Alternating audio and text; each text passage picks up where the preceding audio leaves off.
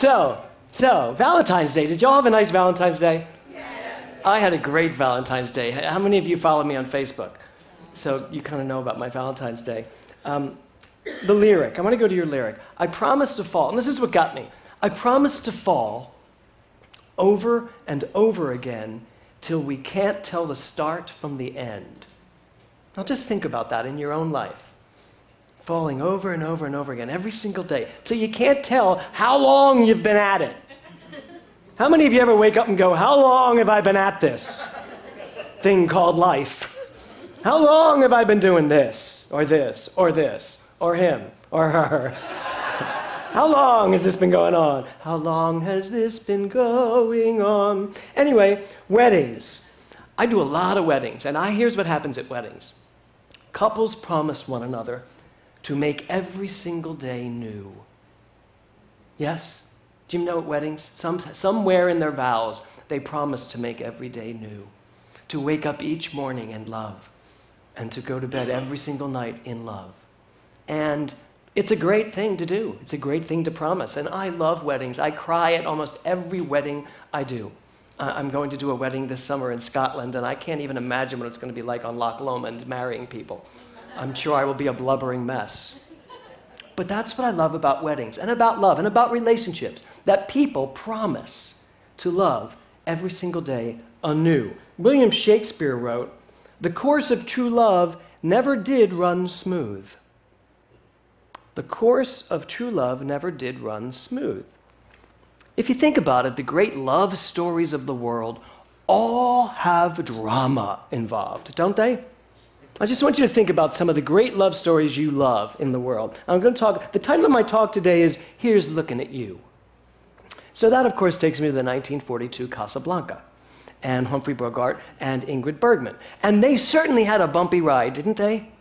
But that last moment when they're standing there and they're at that plane and he's like, here's looking at you, and your heart is just being pulled out of your chest because she's going to go, but he really loves her, but he's letting her go because he loves her. And you're my age when I watched it, like, 10, and I'm like, that must be what love is. That's what love is. It's the pain and the angst and the drama of love. So I can honestly say my first few relationships were very dramatic. Anybody else have some dramatic love relationships? Drama city, everywhere I go. I remember once almost being thrown out of a restaurant because I literally took my drink and threw it at this person. Because I thought that's what you did. I've seen it in the movies. That's how you do it. What? How dare you? So what if it wets the person behind you who's just trying to have dinner, right? Right, that's drama. Yeah, and I was in between shows that day, by the way. Just thought I'd throw an extra performance in at dinner, So, or let's talk about Romeo and Juliet. Beautiful love story. Now we know how they end, right? And you're taught at an early age that, oh my God, love must be so, it has to be so heavy that I will die for you. I will give everything about me away for you. I will do whatever it takes. I will kill myself for you. Anyone else still living their life like that? Whatever it takes to get your love and keep it, I'm in for it. I don't care how dramatic or crazy or wild it'll be. Or maybe my favorite love story, Ryan O'Neal and Ally McGraw. Do you remember that love story? Yeah, that was so sad. So you're taught that when you love, that person will most likely die. But it will be a hell of a ride. And you will have the most incredible romantic, emotional journey right through to the death. And I think about these things and I think, oh my God, I remember when I had cancer, I stayed so far away from that. I was like, I don't want to hear about the romantic side of dying. I don't want to hear about that. It's about life. It's about living. I'm not interested in giving Kevin a love story all of his own. Do that with someone else, not me. So, we are entertained, aren't we, by these journeys. We're entertained by these amazing journeys. Oh my God, seeing Jonathan Frakes there, I think of Jeannie Francis. Luke and Laura. How many people watched Luke and Laura get married? Right? Oh my God, I didn't. I wasn't into General Hospital back then. I watched it later. Luke and Laura, oh my God. First of all, first he's mean to her, then he rapes her, then she falls in love with her rapist, and then he marries her, and everybody in the world watches. Because apparently that's the thing we're all interested in, this drama of love. I mean, just think about how we've been educated when it comes to love. So, on Valentine's Day, Kevin and I celebrated 25 years together. And thank you. Come back, you missed my best lines. So when nature calls, it calls, right? So buy the CD, you'll catch what I missed. So Valentine's Day, so Kevin and I went to the St. Regis. Now, here's the thing. We went to the St. Regis, and I posted some pictures, and I think I'm up to about 500 people who had looked at it and followed it. I thought, oh my God, we're Luke and Laura. To a smaller degree. Even my Aunt Jerry from Philadelphia, my Jewish Aunt Jerry, was watching, and she called me and she said, your Aunt Carolyn and I are having a big argument. I know you're on the island of St. Regis, but we don't know where it is. I am not kidding. I was like, I'm not on an island, I'm at the St. Regis. It's a hotel. But what island? I said, the island of Los Angeles. She said, what? You're in Los Angeles? I thought you were at the St. Regis. And this went on and on. But the big part is they were following my love life. She was like, you look so happy, although, you know, Kevin doesn't look good in that breakfast picture. Did you show him that before you put it up? And I said, yes, it was a joke. I put it up specifically because he looked like a bird had just put a nest on his head. And we were having breakfast. She said, yeah, tell him not to do that again. And I showed Kevin, and he's like, oh, put it up, who cares? I, of course, said, don't put that up of me when he took one of me. But what I'm getting at here is that we follow love stories. We follow experiences. And so Kevin and I were celebrating 25 years, and we had a lot of calls from people going, wait a minute, I thought you got married in September. 23 years ago. I said, yes, we did. I said, but what we were celebrating was the moment when we knew and we decided to take the journey together. And that was on Valentine's Day 25 years ago, when Kevin put a little envelope on my pillow on the night before to let me know that I would never be alone again on Valentine's Day, and that he would commit his life to me, to the journey of being with me. I didn't find it till the next day, so I kind of went to bed a little annoyed. It's true. But I woke up and saw it, and I was like, I could have had a V8 all night. I could have just had a whole different experience tonight, but I didn't. So it was Valentine's Day, or else it would have been the 13th, but it's Valentine's Day, and that's what we celebrate. So today, I want to ask you to think about saying yes to the journey. You know, when I say loving it all, I really am talking about the journey, and since we're talking about love stories and love affairs and relationships, I'm talking about the whole journey that is whatever relationship you're in. Not just the high points and the exciting moments and the weddings and the bar mitzvahs and the baptisms and the births. The whole journey, the absolute whole journey. And I had a great opportunity being at the St. Regis in Los Angeles. Actually, it wasn't in Los Angeles, it was in Dana Point, which is in some other place. So I had an opportunity to really spend some time looking at our 25-year journey. So I have a question to you, which is this. Are you waking up every morning and saying to yourself over and over again that you can live your life in a way where you can't tell the start from the end, where you're really living in that place, where you are just so present that the journey is so full in this moment, you're not trying to find a moment in the future or trying to remember a moment from the past. You're actually just really joy-filled in this moment right here. Are you saying yes to the journey that is your life? And then I had another question. Is it possible to be on your journey reluctantly? Do you think it's possible for you to be on the journey that is your life and somehow come to the conclusion that you're actually a reluctant journeyer? This isn't the life I want to be journeying on, and yet you stay on it. This isn't what I intended for my life at this point, and yet you're staying on it, and it's your journey. So a journey that you maybe don't want to take. So I asked Kevin a question. When we went to dinner on our anniversary, on Valentine's Day, I had this question all prepared, and I thought, this is going to be an awesome question, and we're going to talk about it for hours into the sunrise. And so I said to him at dinner, I said, honey, 25 years, what would you do differently? What would you do differently? And I'm thinking he's going to think about it, and we're going to talk about all the things that is our life. What would you do differently? And he just looked at me and he went, nothing, really. He said, and then he said, don't you teach that our life unfolds perfectly? So how could I do anything differently? I was like,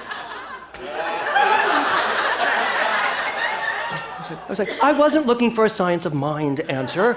I was just looking for a way to really talk about our lives. He goes, I'd do nothing differently. And end of sentence. And we were done. Then we sat for 2 hours eating, not speaking. No. And here's what I got. The question is flawed.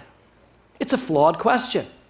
In the philosophy of my life is unfolding perfectly, it is a flawed question. So if I were to say to you right now, what would you do differently? You'd have to know that's a flawed question. And the only answer there could possibly be is nothing. I would do nothing differently. I love it all. No matter what it was, it's all part of what brought me to this moment. And I know everybody says that. It's that kind of like, everything's perfect because it brought me to this moment in time. But I mean it. I really mean it. Everything brought me to this moment in time. And it must happen this way for a reason because it got me right where I am. So the question is flawed. In a world where everything unfolds perfectly, that question has no validity. Okay? Today's talk, here's looking at you. Here's looking at you for me means here's looking at my entire life. So you're willing to do that today? Just take a moment here. Look at your entire life. Did you do that just now? Look at your entire life. Just think about it. Your childhood, your parents, your relationships, high school, grad school, college, or the other way around, college, grad school, right? Your early years, for me in New York, in my early Broadway years, getting married, having children, moving to Los Angeles, opening a church. Faith just turned to me and said, look up there, look what you've created. Look at all this love that's created here. Can you really look and say, what have I done with my whole life? What's my whole life? Loving it all. Our thing here is love only. Forgive everything, and that's where I want to go today, too. Can you look at the whole thing? Here's looking at you, kid. The whole thing. And forgive everything. Every person, every place, every event, every situation. Can you forgive it all because you recognize what it is, and therefore you're able to love it all? Can you love the journey and get rid of the specifics? Can you be willing to love the entire thing and just get rid of the specifics that you may, every time you visit there, annoys you? Anybody got those? Every time you pull it up, you find yourself in that mood again. I was sitting in my office recently, and I got in this bad mood, and I was like, what happened? Just 5 minutes ago, I was so cheerful, and now I'm not. What was I just thinking? Oh, yeah. I brought her back into my mind, and it was a her. I said, I brought her back into my mind, and apparently I have unresolved feelings about this person. I have forgiveness that needs to be done. And I did the work. And it took me a while. I sat there, I said, I'm not leaving this moment till I forgive.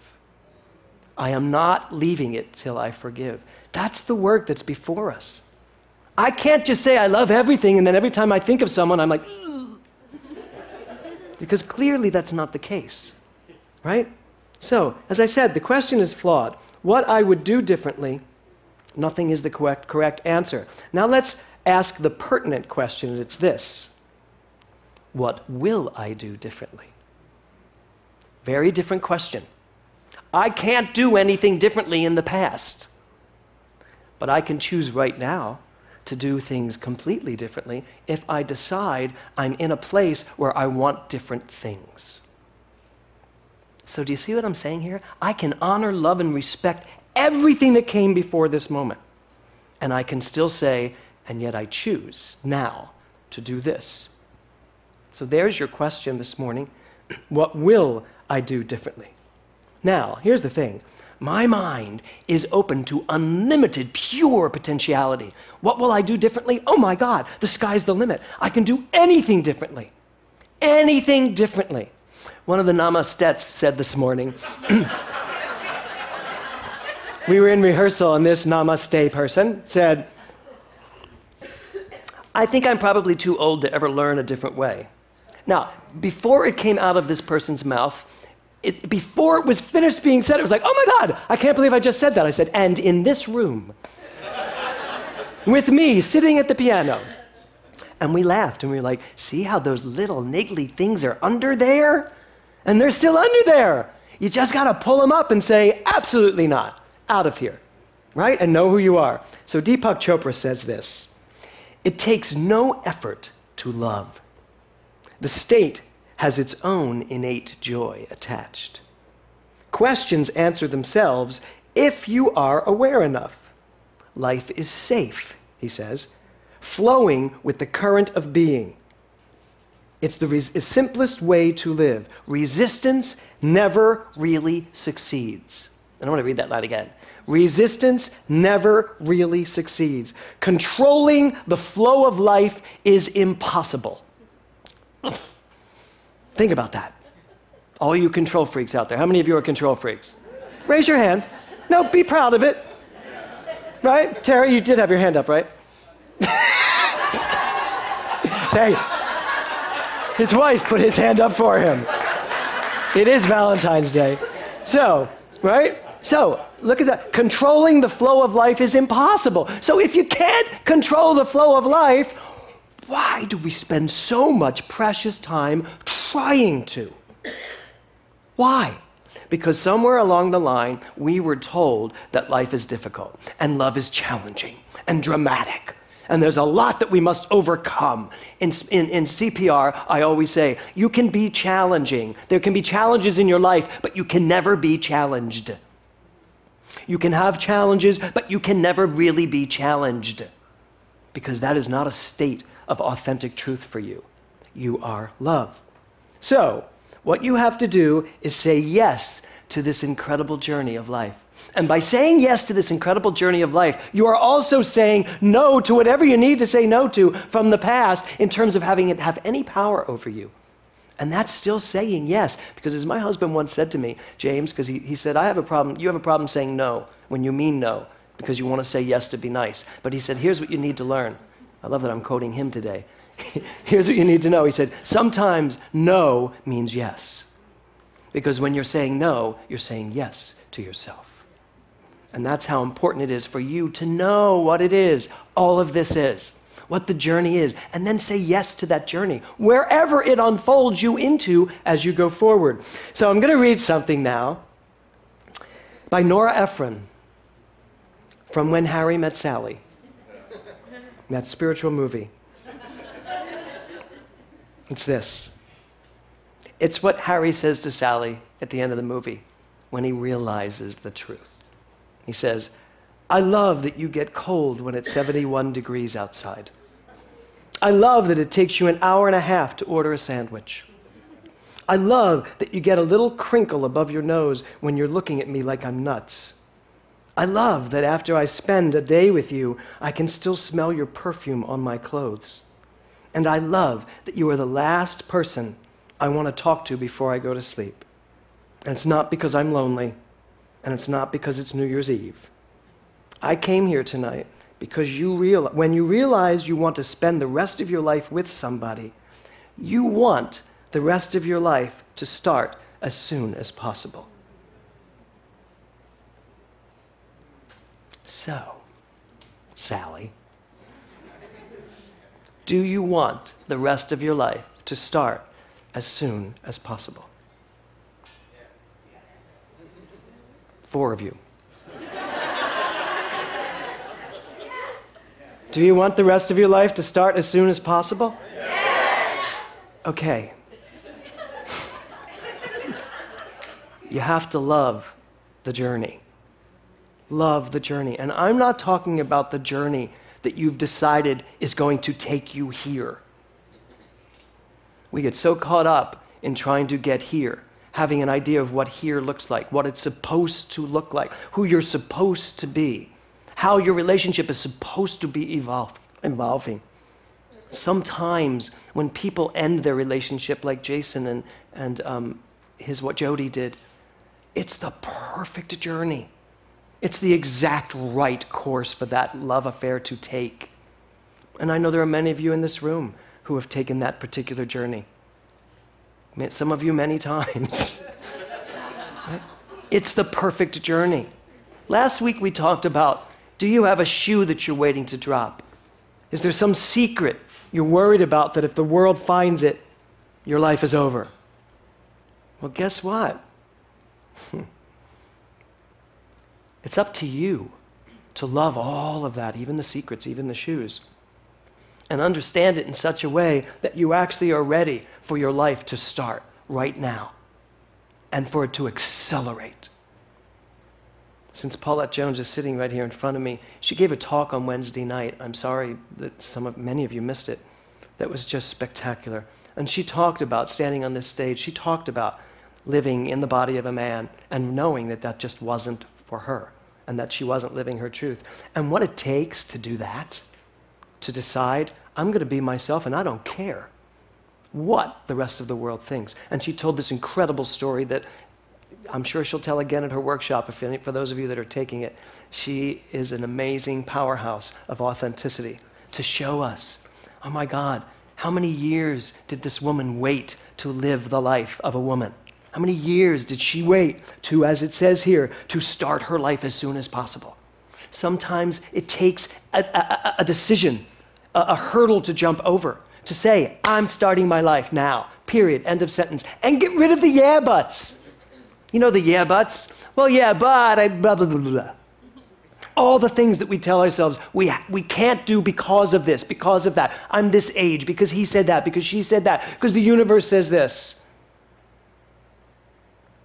Here's looking at you. When I look at my whole life, I do not have any regrets.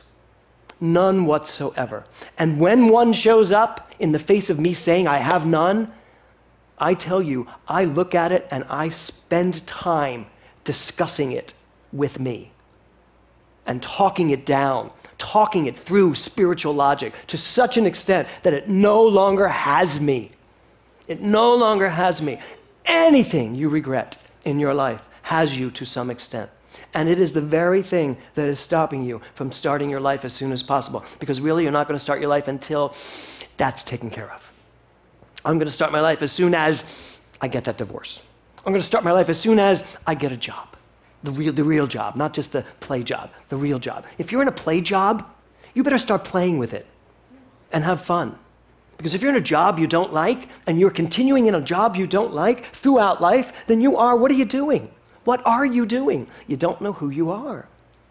Because if you knew who you were, you couldn't choose something that didn't support you. 25 years I have spent with a man who has supported me, hook, line, and sinker. I wanted to move to LA, he moved to LA. I wanted to buy a house in LA, he bought a house in LA, even though he wanted to live in New York and be on Broadway. Here's how it works though. He said yes. He kept saying yes to my dreams and what I wanted to do. He moved here. He lived in a house here. Within less than 3 months, he was on Broadway starring in a show. Because he did what he wanted to do, even for himself. And he has supported me 1,000% all along the way. And now, I say to him, go, do what you want to do. Be who you want to be. Act, sing, dance, whatever it is you want to do. And you know what? If we can tell that to our husbands and wives and lovers and friends, we must start by telling it to ourselves. Go, do what you want to do. Be who you want to be. Live where you want to live. Do the kind of things you want to do in life. And don't wait for tomorrow to do it. Don't put up with today what you're putting up with today in order to have a tomorrow where it's all going to be great. Because guess what? It's great right now. You have the capacity to look at your whole life and understand right now that it unfolded perfectly. Everything about it. Everything about it. And when you do that, when you really do that, I guarantee you, you are going to feel such a weight fall off your shoulders. you are going to feel so present, so alive, so light-headed, so light-bodied that you will feel like you can indeed fly. And indeed, then you will. So that's the wisdom I got from the island of St. Regis this week. And I just want to close by telling you that we sat looking at the sunset from that beautiful property, and the sunset was just spectacular. And we were watching this, and we stayed for the entire sunset, and it just kept going, and it kept going. And that was on Valentine's Day. And when I woke up this morning, I opened my eyes, and as you know, I live in this glass fishbowl. My whole bedroom is just a big glass fishbowl. And I opened my eyes, and there was the sunrise. So from sunset to sunrise. And I woke up thinking about what I was going to talk about today, and the sky was so pink and red and purple, and I just laid there looking at this sunrise. And I said to myself, if my world ended right now, how would I feel? If my world ended right now, how would I feel? And the answer I got for myself was, you lived the journey. You didn't let the journey live you. You lived the journey. You didn't control it. In the end, let me rephrase that. In the end, you learned to stop controlling the journey and just let the journey take you. And so I was able to say to myself, here's looking at you, kid. You are on the right track. And I'm knowing that for every single person here today, because that is my Valentine to you. Here's looking at you, kid. Namaste. Thank you. Thank you. Thank you.